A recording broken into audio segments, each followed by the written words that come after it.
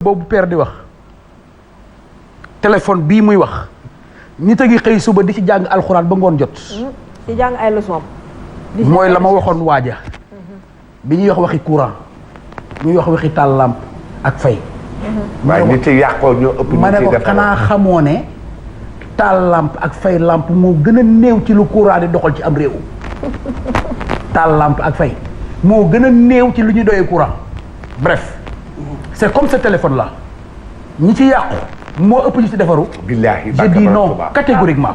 c'est vrai. catégoriquement. ak a bari ñu ci yàqu. non certes ak a bari ñu ci yàqu. waaw dafa fekk yàqu yi teel la ci. waaw mais am na ci. n'est-ce pas. mais lam cay defar a gën. waaw fuuf. waaw. maintenant pour revenir ci li ñuy waxtaanee dafa am solo parce que tout à l'heure sëñ bi wax na ko. c'est le cancer de notre société. tey ma tekki tey ma arrivé par la force ak lu moyen bu ma jaral rek tey ma dama war a tekki mais dama la déglu sànq Sophie nga appesantiru ci yar ma déglu Mor mu appesantiru ci yar ma déglu sama waaju baax ji ñing mu appesantiru ci yar mais ñan ñooy yar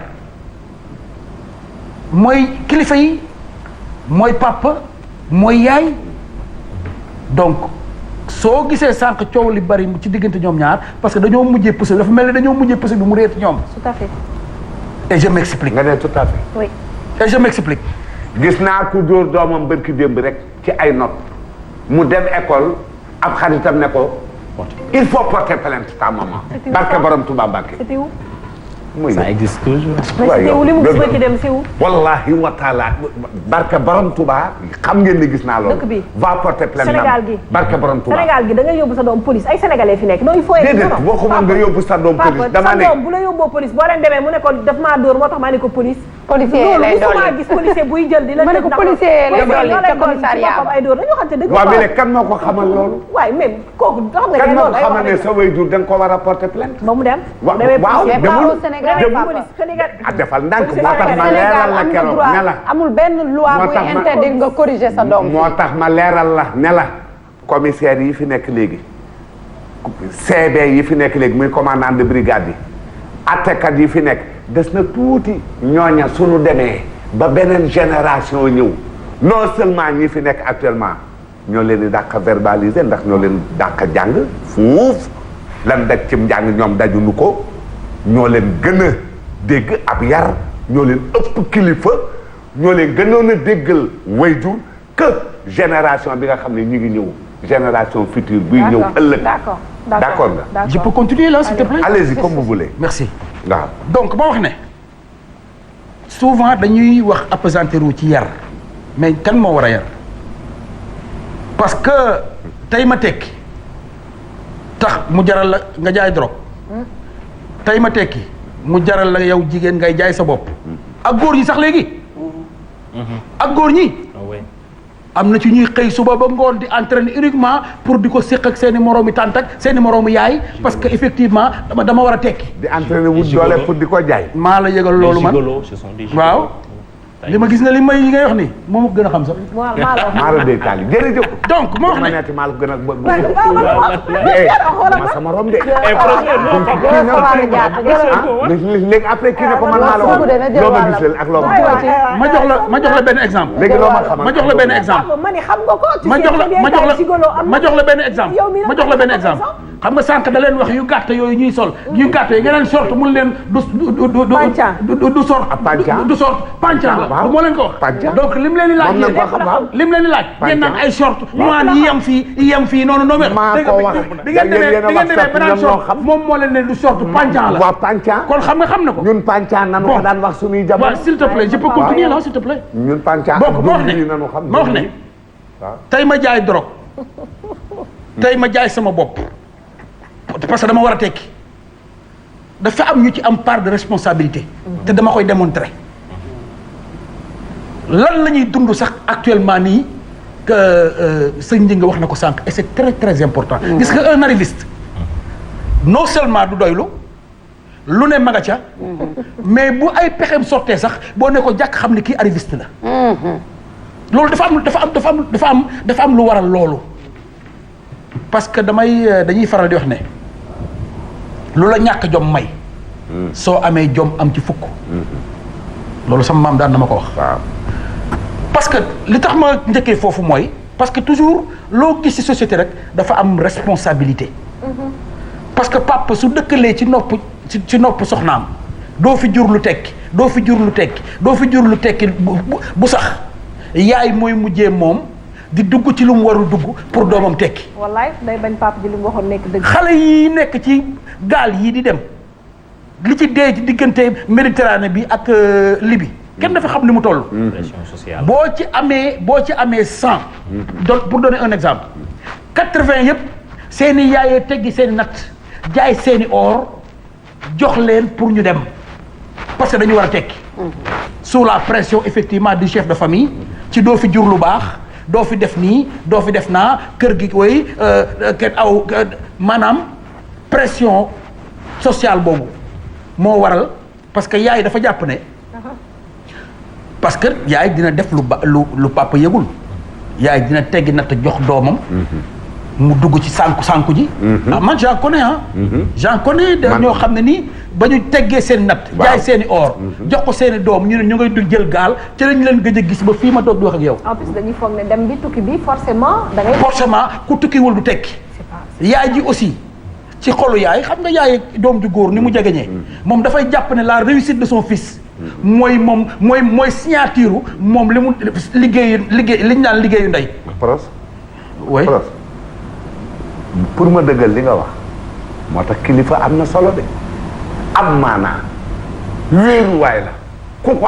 am solo am maanaa ku ko amul amoo solo amoo maanaa ndey toog na ci kër yow yaay dëggal li ma wax xam ngeen ni waaw maa koy dëggal loolu nga wax waaw dama koy dëggal ci beneen angle ndaxte ndey nekk na ak doom ci kër baay nekk fa nijaay nekk fa ñépp nekk fa muy def ay mën-mën moom ndey ji di def ay mën-mën di def ay mën-mën ba yëkkati la doomam génnee teg ko ci loxoom doomam génn dugg ci gaal ba muy dem tàgguwul baayam tàllalu ko loxo ñaanlu ko nijaayam yëgu ko tàllalu ko loxo ñaanalu ko yóbbuwul ko ci sëriñ pour mu ñaanal ko dafa teggi noonu rek daal di teg njëam dem benn bis nan toog ba saag mu ne gaal ga fi départoon ci sàngam te diw yoroon ko ña ca bindu woon ñëpp dee nañu ndax gaal ga suux na ba kër gi raddaloo tàccu ñëpp daw daal di génn góor gi génn daal ne analooy ñu ne ko diw de moom nañ wax ne daa génn àdduna mu ne ko diw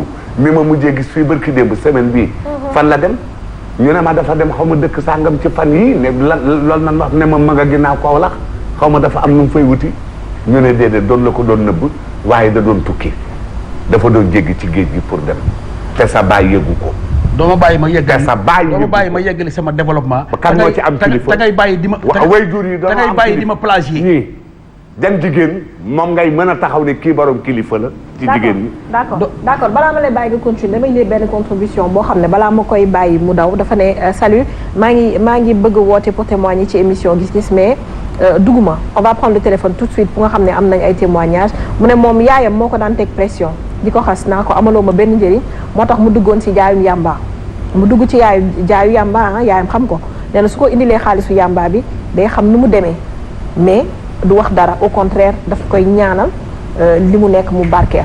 merci beaucoup loolu la ci teg. xam nga loolu la teg contribution. c'est-à-dire mooy li ma doon wax sànq. te effectivement sawaay di ma inspiré moom pour di dugg ci débat moom laa koy wax. sodaaf googu ngay wax boo deful nag maa la fa jiit lu ne nar a fay man lañ koy fay. Ngoné Ndour sama yaay ma wax ne. dëkk Poufou Ndour waaw dégg xaaral ma ñëw rek. di sëtu Bët Saalum Mbégaan Ndour. lu ma bëgg ci moom loolu may wax nekk sa yaay tegu ko fa. sama yaay la de. teg affaire yi ci yoon moo ko fa teg. ci yoon la koy teg ma wax ne. ndax liggéey naa ko pour ci réew revenir ci li Sofia wax. liggéey naa ko ci réew li ko yaayam yeewu di wax moom lay dégg moom. mais li baayam moom di wax yaayam. ba yaayam di ko dëkk ci ne doo tekki woo. loolu moom du ko dégg moom. muy pression bi ma lay wax. la preuve Sénégal lan moo fi nekk léegi à la mode su amul 3 jours yuy toog te doo dégg l'histoire de faux billets. góor ñi rek nga ci dégg. góor ñi rek nga ci dégg. tey ma tekki par la force ak nu ma ko mën a tekkee donte sax yàlla jox na la yow sutura ak teraanga waaye comme ni ma la doon sànq un arriviste du doyal mukk te bu yoree as tuut rek nga xam ne kii arriviste la. waaye faux billet xam nga ne ñii nga xam ne sunu añee du ndeer mënuñoo defal faux billet. ma wax ne faux billet ñu koy defar borom doole waaw nañ ko bàyyi mu daaneel après nga mën ci nga mën ñii defar faux billet après nga ñëw ci nañ ko bàyyi mu daaneel vas-y. ñii am ay machine di imprimer ay faux billets ayca walaay du ñi nga xam ne dañuy gubar jaasi sunu añee duñ reer sunu reer duñ ndékki. donc ma ñëw ci beneen aspect bi mooy l'aspect effectivement mystique. laal ngeen ko sànq. am na de. évidemment am na on en voit. mais est-ce que àdduna jar na loolu. ak Safia wax na ko sànq madame Diallo. gis naa man benn image ci internet boo xam ne ba léegi dafa resté dans ma tête. c'est plus fort que moi. xaw ma nag lu mu si jublu woon. waa ju yor bëy buy dund. waaw di ko se am lu mu koy sexal di jël puso di ñaw gémmiñu bëy bi muy dund. mu gas kàmb xam naa peut-être su paree noonu la ko ciy suulee parce que bu ko doon rendi kon du ko forcer di ko ñaw.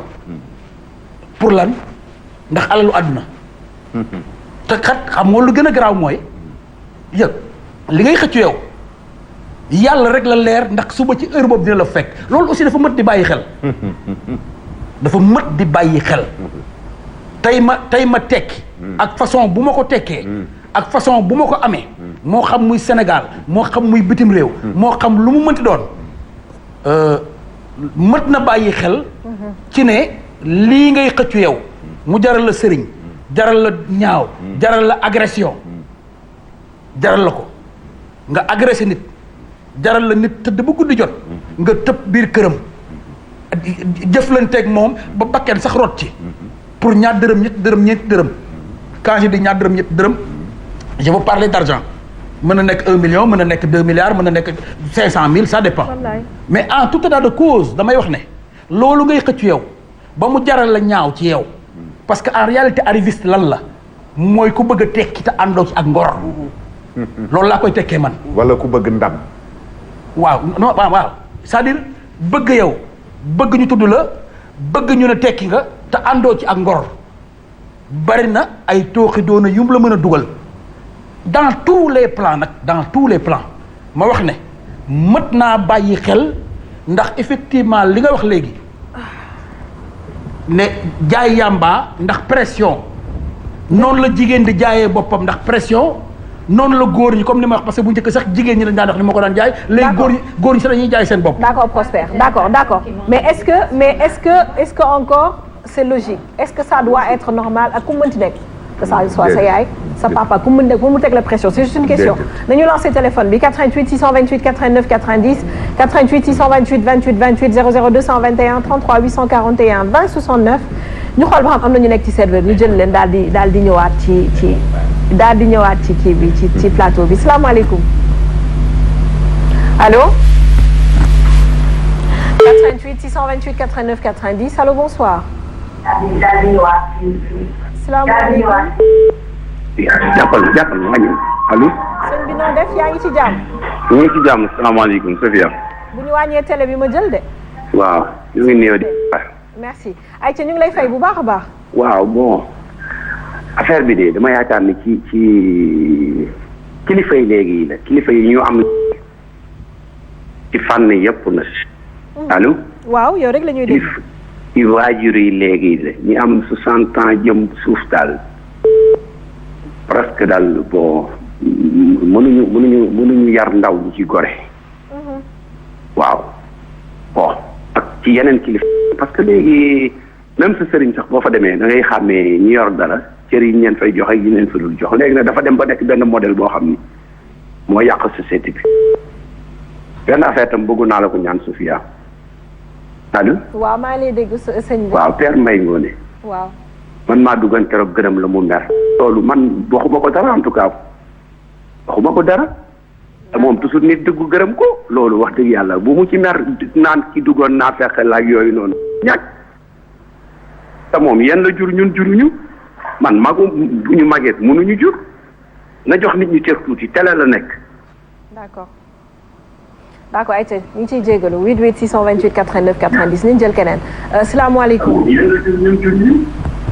allo salaamaaleykum 88 628 89 90 88 628 28 28 allo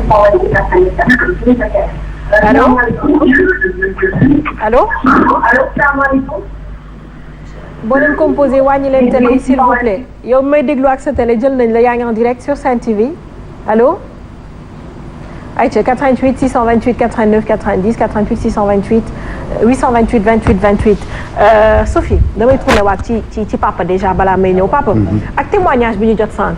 on sent nettement li ñu doon wax que pression bi nga xam ne parents yi ñu ngi koy def jeunes yi amaana sax du yoon mais xam nga culturellement fii Sénégal dañ naan même ci islam sa papa ak sa waajur lu ñu bëgg da nga leen ci war a fekk si mais jar nay segg.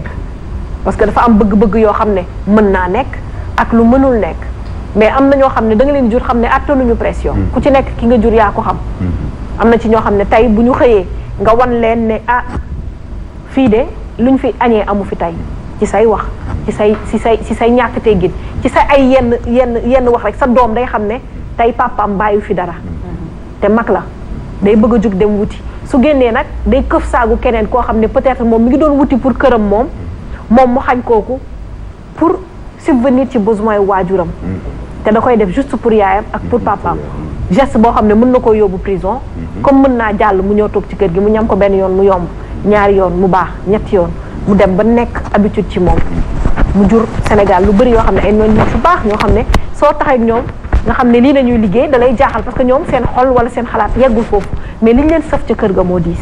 dëgg la mooy kii génn léegi te mu ne ci kii. non man maa ngi ci beneen point. waaw te mu ne ci way jur yi la. mooy kooku. waaw kooku nag su ma ko jotoon. li ma koy njëkk a laaj mooy ñaata at la am. ndax nee na ci way jur yi la. déglu leen ko bu baax yow ku am background nga. nee nga ci way jur yi am 60 ans jëm suuf dafa joxe âge. bëggoon naa mu wax ma ñaata at la am benn. ñaareel ba bëggoon naa mu wax ma kan la yar wala mu won ma kan la yar ndax du ma mën a won kan la yar ndax mu nga foofu ci këram man maa ngi fii à l'écran étalé wu waaye kon su ma ko jotoon dinaa ko ne kan nga defar ba kan nga defar ba ma gis ki mu defar ma méngale ko ak ay atam doom joo xam ne fi mu ne ci li mu wax ne ci way jur yi la way jur ñemeetu la dóor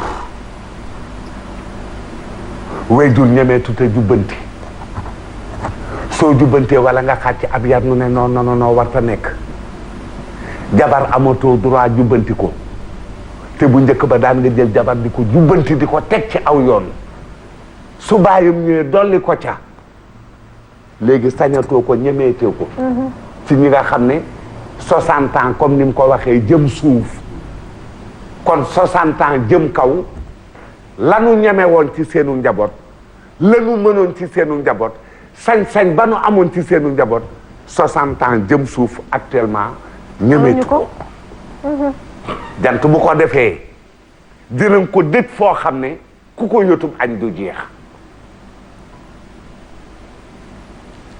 moom dafa wax ay waxam sa doo dee xool bi mu duggee ci wax ji il n'a rien analysé dafa ne rek waa ci way jur yi la jeex na ba pare tontu la woon démb ak bërki démb ne ko père Mbaye Ngoné vous mes partisans samay fans nee leen ko père Mbaye Ngoné ne répond pas au coup de pied de l'âne ba père Mbaye Ngoné ne répond pas au coup de pied de l'âne. D'accord Sophie Aïcha.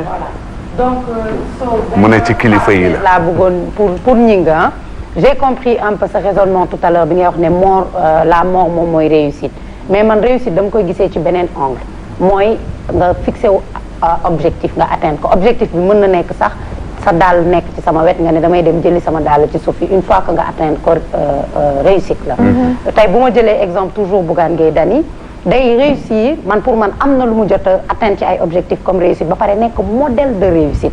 dinaa ci ñëwaat li may woowee modèle de réussite mooy. xale mën na ko xool. ne pourtant moom de point A la jóge dem point B. jóge na d'accord am telem jóge na tel am tel kon man dinaa góorgóorlu am jom ba arrivé fi mu egg donc man pour man réussite c'est benn ay objectifs yooyu tegal sa bopp. te di ko atteindre petit à petit. juste que nangul naa la aussi un peu li nga wax mais kii la woon. notons aussi que ne tey li nga xam ne bëri na ci réew mi ci jeunes yeeg yooyu mooy bajjantu bi am dinaa ci ñëwaat ci biir kër yi ci waajur yeeg njaboot yi te tey ngay diplômé bëggoon naa tamit waxaat leneen ñi ngi mooy diplôme pour man booy jàng école c'est pour wala ngay jàng alxuraan pour iqra bi la acquérir des connaissances parce que say diplôme d'abord c'est pour nga mën a am loo am ci sa biir bopp boo demee jàng ji alxuraan day tax nga am dara ci sa bopp mu lay aider ci sa